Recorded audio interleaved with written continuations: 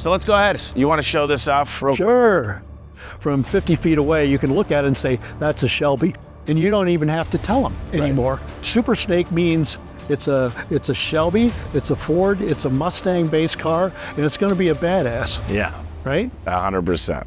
Passionate, legendary, driven.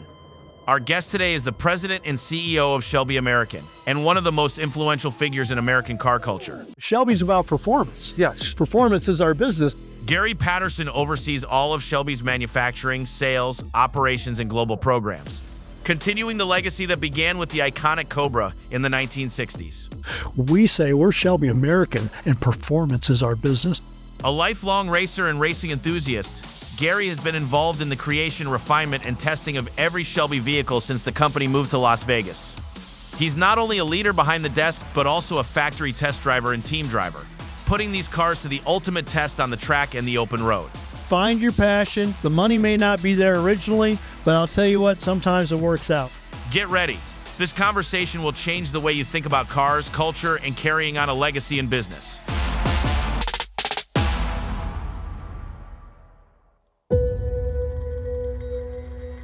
Hey guys, today is a special episode for all the car enthusiasts out there. But first, I wanted to give you all a crash course on the history of Shelby American and its founder, Carroll Shelby. After an impressive career as a race car driver in the 50s, Shelby started his own car company, launching the Shelby Cobra in 1962. The Cobra quickly became an icon in American sports cars, grabbing the attention of Henry Ford, who called Shelby in to mod his F4 GT40 for the infamous Ford versus Ferrari Le Mans showdown in 1966. Ford and Shelby's car defeated Ferrari and went on to win Le Mans 4 years in a row. Today, the Shelby American company is Carroll Shelby's living, breathing legacy, a testament to the grit, innovation, and brilliance of the American automotive industry. All right, I'll end the history lecture here. Let's get back to the interview. All right, guys, welcome back to the Mellow Millionaire. Today is awesome. We are here in Pebble Beach. I'm sitting here with Gary Patterson with a beautiful Shelby in the background here, Mustang. As president of Shelby American, Gary Patterson oversees all manufacturing, sales, operations, distribution, and marketing.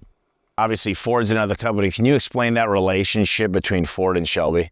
Yeah, so that relationship, of course, is, evolved through the years. And it's a great question because it's confusing, right? Ford has built some things with the Shelby brand like GT350.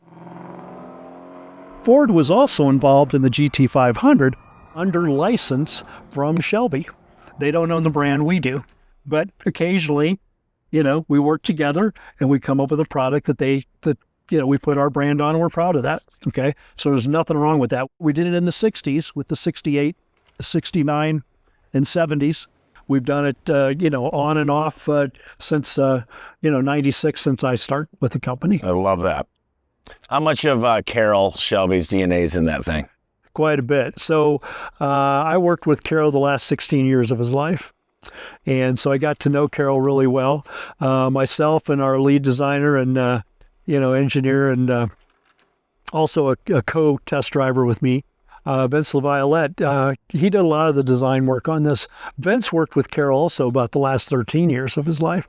So we all got to meet and spend time with Carroll. We knew that he was all about innovation. So what's one lesson from Carroll Shelby's leadership style that still guides you today? I think the primary one is the innovation side of it, and then have fun with it, and then go test it, because Carroll was all about, testing and development. You guys saw the movie, right? Ford versus Ferrari. I mean, who didn't see that? If you're a car person, you saw the movie. So one of the scenes, and it was Hollywood entertainment. Yeah. But the overall theme of the movie is also very true. So yeah, it was that time period, and it was Ford and it was Shelby and how they teamed together, to take down the iconic Enzo Ferrari. And there's a lot of background to it. And a lot, you could pick it and say, oh, this didn't happen or that didn't happen. But, really the one scene where the GT40 pulls up, I think they're at Willow Springs and they're testing it, and they pull out this box and it looks like this huge computer box. You guys have seen that, right? And they pick this thing up and they throw it out. And they start strapping yarn on the car to see what the airflow is going to do. Right? They go out and they do that, and they say, okay, based on that, we're going to change this, this, and this. We still do that today. We tried some carbon fiber wheels on a car just like this, right? We looked at all the data in the computer from the manufacturer. They passed every one of the tests. We said, yeah, but we haven't tested it yet. Well, why would you do that? We've tested on the track. We've tested ourselves, and look at the computer data. Okay, well, let's put it on a car. We went out to Spring Mountain. We took it out there. 8 laps later, the wheel had busted in two. Oh my The gosh. one on the other side was cracking and losing air already. That's not in the data. Wow. But you find that out when you run it at the track. Yep. So they found that out in the 60s. We're still finding out today because computers are great. You can do a lot of things. Try it out. I mean, this is the best of all times. Yeah. But there's nothing that replaces going out and actually trying it. What do you want people to say about Shelby in 50 years if you could look back? I want them to say that they started out with an outstanding history, and they built the reputation right from the gate. But today they're building some of the best products. Shelby meant performance in the 60s. It still means performance today. And you guys are putting these together in Vegas. Yeah, we're putting them together in Vegas. And we got car people running a car company. Yeah. Really, that's what this is about. You know, we're not people with a bunch of fancy degrees on the wall. We're people that really are passionate about this and are car people and enthusiasts ourselves. What brought you to Shelby? You know, high performance cars. You know, my dad was a high performance enthusiast, still is, but just high performance cars in general. Big Mustang fan. My first car was a 69 Cobra Jet Mach 1, which I still have. Yeah, you were 16, right? Oh, I was 16 with money I made mowing lawns, and I bought that car, and, you know, I kept it all these years. So it's been, 5 or 10 years, let's just say, maybe times a few decades. So, so that I was always interested in that, and I was always interested in motorsports, and, I had a variety of different cars over the years and loved running them at the track and so forth. And when an opportunity came up to work for Shelby, I took it. We don't look at people in our company as just employees. Right. We make a lot better decisions as a team than any one person, including myself, can do from an office. Try it out, see what works. Some things do, some things don't. Carroll Shelby tried turbine-powered Indy cars in the late 60s. Didn't pass tech. Turbines were outlawed. We also had a hydrogen-powered Cobra in 2003.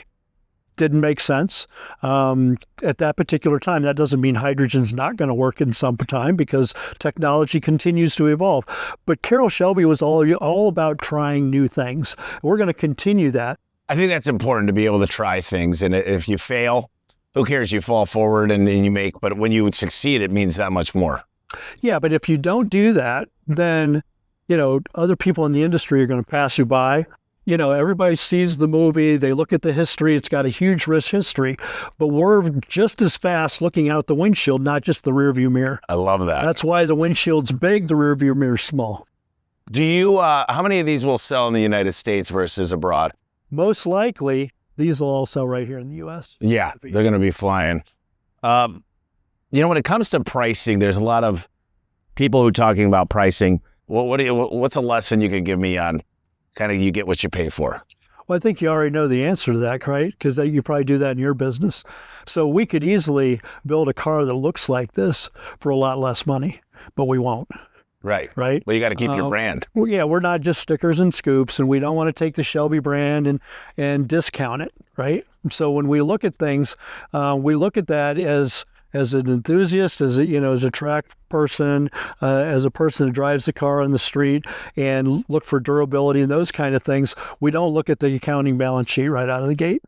We look at, okay, what's this thing really going to take to make it work, to make it perform, to check all the boxes? Let's figure out what it costs. Now we need to look at, okay, how do we make a business case out of that? What are the biggest goals of the company? And can you share some of the biggest insights that drive the strategy? Yeah, the big insight, I think, is Carroll Shelby and what we learned from him about innovation and trying new things. So we've got him on film, if there is such a thing anymore. But anyway, in 2011, he talked about electric cars, right? And now everybody's like, oh, that stuff doesn't work. But you know what? He talked about that. He talked about innovation. If I pull my phone out of my pocket and I show you, I said, look, I want this technology with me at all times 15 years ago, you'd say I was crazy. You'd have to pull a wagon. today, it fits in my pocket. So we're going to continue to look at, future powertrain, suspension, all the other different vehicle components. And we want to also talk to the younger people and say, what's important to you, right? Is it colors? Is it connectivity? All these things that may be attractive to the younger people. We want to get them involved and so forth as we look at Shelby moving into the future. Sounds like you're having a lot of fun. So you've obviously upgraded the heck out of this thing. Let's just say you wanted to put another 100 grand. Money's no option. Is there anything that you would do to mod this any more than it is today? Of course. Well, we actually have a vehicle that we designed about 3 years ago. We brought that to market, and right now it's still an off-road. We're finishing up some of those. It was called Shelby Code Red, and it's basically the same kind of thing, but it started with the existing GT500 in 2020 to 2022, and it had 2 nice-sized turbos. But in addition to over 1,300 horsepower, you had a Motec that went with it. And the Motec is an engine, and powertrain management system that reads fuel, it reads types of fuel, it adjusts power based on, whatever's being put into it, and shift points and things like that. So that particular car was another 100 grand, and it made 1,300 horses. And you could put the power down to the point where some of our first customers went out and they went 850s in the quarter mile with a car that really wasn't even designed to run on the drag strip, but it ran 850s at 162 miles an hour. Wow. That's faster than any of the Ferraris that just went by. You guys really try to build loyalty, like you said, and that's really important because people are buying several vehicles. What do you think you guys focus on that other companies can't replicate? So Shelby's still like a sports car. We're not trying to be a big company. Right. We're not trying to appeal to the masses. We're trying to really focus our business on, performance. What is the most underrated vehicle you've ever driven? Oh, boy. From Shelby, it's probably the Shelby Series 1. We did those in 99. It was a ground-up car. There's actually books written about it. Sarah and I own one, and we drove it. We drove it today on Big Sur, didn't we? And that car was a ground-up Shelby that had greater dynamics, bring in air through the nose, goes through the radiator, back out under the hood. You guys are all seeing a lot of that stuff in a lot of today's modern sports cars, the stuff built in the last 10 years. We had that 26 years ago. We had some of those designs with the Daytona Coupe and the GT40 back in the 60s. And that's also what helped us beat Ferrari back in that time period. That's so awesome. How old were you when you got your first speeding ticket, and how fast were you going? That's a good question. I can guarantee I was 16. I bought that 428 Cobra Jet Mach 1, and, my foot was a little heavy. And it probably was not an impressive speeding ticket, something like 57 and a 35. Do you have any favorite books of all time? Go Like Hell or something like that. That's a great book by A.J. Bain, and it's actually, pretty good. But, the Cobra stories out there. I also like a lot of the books that are not just for Carroll Shelby, but they're from some of the other people in the industry that really made an impact. Roger Penske or some of these guys that really made it happen. Even Henry Ford, you look at some of those guys and what they did from the very beginning. They didn't have it. They had to make it. They had to invent it. They couldn't just go down to the store and get it. And, Henry Ford, if you think you can or you think you can't, you're right. You're right. So what's the biggest mistake that companies make when they're trying to build something timeless like Shelby? I think they start looking at the balance sheet. They look at quarterly results. They look at spreadsheets that talk about, what do we got to do to make these numbers? They look at that stuff first rather than build the best product. And we're very product driven at our company. And then you've got to build the business case that keeps the company healthy and profitable. But you don't do that first. You do that after you got the product where you think you need to. I love that. What kind of options do I have if I pick up one of these? So there are a few, not a lot. It's pretty much That's what it is, except for you can choose like these graphics here. And I'm glad you mentioned that. So this one it's got pretty loud graphics on it. It's got, they're very aggressive. These are vinyl and they go up over the back and down and so forth. Very aggressive looking. We also have them that are a different style graphic that's much more traditional without the big lettering and stuff on the back. Whichever one you choose in different colors, you can also choose to have them painted on and not just vinyl. But that would be an option that you might want to choose. And on the interior? The interior, you've got a couple different color choices or stitching. You want to tell me a little bit about the car in the background? Yeah, well, that's a bad boy. You know, Carroll Shelby was always about, innovation and, what's next and so forth. And we used to get him in the museum and he would look around and see all the cars and we would say, Carroll, what is your favorite?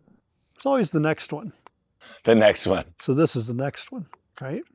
So this one, we started as a super snake concept that we've had now since, 67, there was one of them. And it was a bad boy, and it was a test and development vehicle. And that car ended up being kind of a one of one. And it sold for millions of dollars a few years back. But in '07, we rebirthed the Super Snake, and it was, based on the GT500 that we had licensed to Ford at the time. And it started out as 500 horse, but then, we put wheels and tires and suspension and all those, great things. A bigger supercharger, we made it 725 horses. Okay, so, fast forward, the current Super Snake is 830 horses. But this one, we wanted to just take it up to the very next level. And the first time we tested it, we come out of the pits, and I can still remember taking that first ride on the 2.2 loop and turning in and going, oh, this is different. And I did a lot of the test and development driving for Carroll back in the day. So this is one of 100. Yeah, one of 100 we're going to do for 26. So very special car. If you look at it and you look at the visual part, it just screams, come get me, right? Or, bad boy. Yeah. But in addition to that, though, it's also very functional. So if you look at the fenders, which are all carbon fiber, and they're ones that we designed at Shelby in Las Vegas, and the front fascia and the hood, all of those are very functional. So they're not only lighter in weight, but they also flow air a certain way. So you have less under hood temperature, less lift at high speeds. So this thing is also not just a bad boy in appearance, but it's also in function. It is it's definitely a bad boy. What does it feel like today, kind of unveiling it? No, it feels awesome. I mean, it's always fun to, share with people, the latest, greatest thing, and then kind of sit back and see what goes on. But we're after the guys that are serious enthusiasts, serious car aficionados. And most of our customers, we've got a lot of people that are real focused on Shelby. Well, we also have many friends and so forth in the business, and they've got everything from, McLarens to Ferraris to Porsches and everything. And they've got this, and we take one of these out or one of the other Shelbys, they go, man, I get more attention in this thing, or I go to the track and I'm running against my friends in their Ferraris and I'm passing them and they're going, wow, this thing's cool. Gary, if somebody wants something like this, what's the best way to reach out? Okay, so you can go to shelby.com. That's the easiest thing. Well, we're going to check out the vehicle pretty close now. Okay, I think you guys are really going to like this one. If that's not your flavor, we got plenty of other ones. And there's always the next one. So let's go ahead. You want to show this off? Sure. Where do you want to start? I mean, I love this thing, 850 horsepower. Yeah, that's always a good start, right? Who's not to like that, right? But it's also 50 state emissions legal and runs on pump gas. If you start at the front and you look at this thing from a front three-quarter view, but when you look at this car and people know the industry from 50 feet away, you can look at it and say, that's a Shelby because it's got a look to it. And if you say nothing else for somebody in the industry, they know that's a Shelby. And you don't even have to tell them anymore. Right. Super Snake means it's a Shelby, it's a Ford, it's a Mustang-based car, and it's going to be a badass. Yeah. Right? 100%. So you look under the hood, and it's not just sticking a supercharger on. We've got a great partnership with Whipple. I've known those guys for decades. They've been good, they've been reliable, and they make the most power. And they make the most power repeatedly because they've got a large intercooler, so that power is not just making one big hit on the dyno, it's doing it time after time after time. We have adjustable coilovers on this so that you can kind of tune it for what you want to be. 0 to 60. Got a good idea where it's going to go. I can tell you the '07 Super Snake that I had, since day one, that went 1087, 134. This car's faster. So you look at that, so you've got this, you've got an aluminum hood, you've got the venting that keeps the heat exiting there. It keeps it from creating lift at high speeds. You got fenders that vent, those are made out of carbon fiber.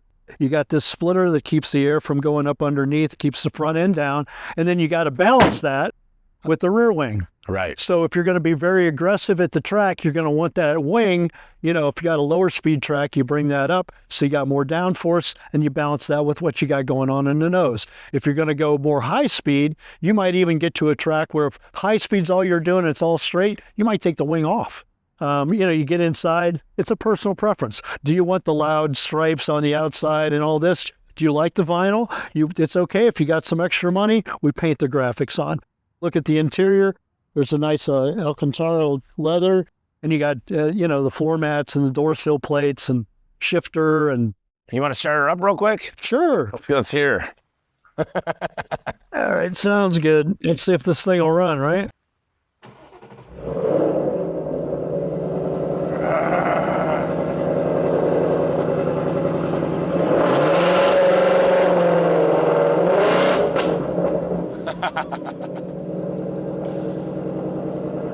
Oh, yeah. Woo! Love it. So if we go around back, you've got the ductile spoiler, Yep. right? You got all the little Easter eggs like the badge, the Shelby badge, the all-carbon rear diffuser. It really ducts air well, goes through a diff cooler for the back. Look at the big sewer pipes for quad exhaust. Oh, beautiful car. Part of the reason it sounds like that. And then you get a little echo coming off the cement walls and floor here. So it's pretty radical, but It it's a bad is boy. badass. And if you, it's badass. I think it'd look good on you. And we know you fit. Yeah, I do fit. Thanks again. Listen, this has been No amazing. problem at all. Really good Take care job. of yourself. Really appreciate it. Thanks so much for listening to this episode. Like always, we're going to close it out with the Tommy Truth, which is a little slice of wisdom from me to you that can help guide you in whatever you're striving towards right now. Get your branding right, and you'll make more money than you ever thought possible. Listen, I think about this all the time. If I didn't get the branding right, it would cost me 10 times more to acquire a client. I need myself to look memorable. We use this color palette everywhere. There goes one of my trucks right there. They're everywhere. I got 80 trucks in town. People say they see my trucks everywhere. Then they hear me on the TV or radio. I want them to remember A1 Garage Door Service. This is how branding's done. We were $30 million in revenue, okay? And now we're 12 times that. And that's it, guys. We'll talk to you next week.